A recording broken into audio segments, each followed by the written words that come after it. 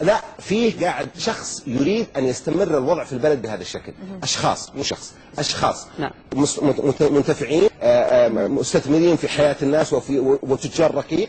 كل هذول اللي قاعدين، المافيا اللي قاعدين هي اللي دخل الأعمال غير نظامية من رجال ونساء. وتقول لي بعدين أوكار رذيلة. أوكار رذيلة لازم يكون عندك أوكار رذيلة. إذا عندك 600,000 أجنبي ما أعرف عنهم ولا معلومة، كلهم غير نظاميين، يعني فوق النص مليون بس في منطقة مكة. تقول لي عن ايدز، وتقول لي عن اوكار رذيلة، وتقول لي عن بطالة. طب ال 600,000 دول ماخذين وظائف الناس طبعا، ماخذين راحتهم للآخر طبعا. طب إذا اسمح لي أستاذ سعد أرجع للدكتور حسن. دكتور حسن، يمكن لك دقيقتين أنت بتعقب على موضوع، تفضل.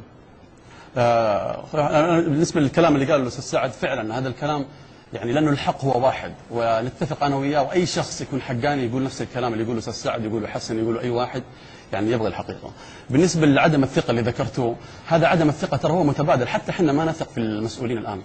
لا يعني الكلام اللي قاله الأستاذ سعد يدل على أنهم فعلا ما في، يعني احنا المفروض ما نثق فيهم، مو هم اللي ما يثقون في الشعب السعودي. الشعب السعودي أثبت جدارته في كل مكان، رغم أنه أقحم في وظائف لا يريد أن يدخل فيه، مع ذلك أثبت جدارته. أنا بقول نقطة ثانية، قال الأستاذ سعد أن المسؤول لازم يروح للملك ويشق جيبه. فعلا هذا جزء من مسؤوليته.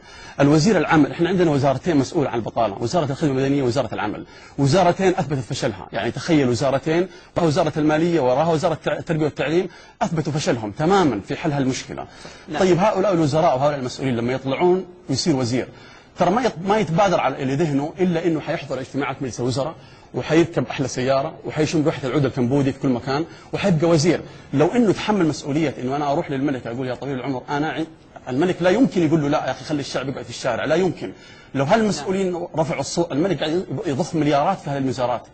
لو راح وزير المالية وقال أنا أطالب بكذا كذا، والشعب كذا كذا، ونقل الصورة كما إحنا قاعدين نحس فيها، يا أخي روح للصحف الإلكترونية وأقرأ الناس كيف قاعد يتكلمون، كيف قاعد يعانون.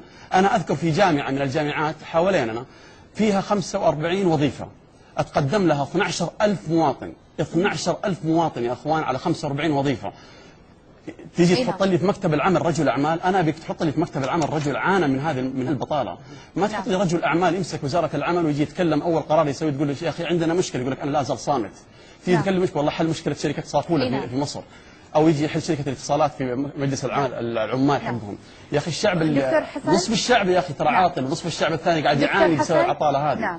أنا كأب أربي أولادي وأدرسهم وأصرف عليهم دم قلبي مدارس خاصة لعدم ثقتي في المدارس الحكومية، وأتعب عليهم حتى الجامعة، وفي الأخير يجلس جنبي.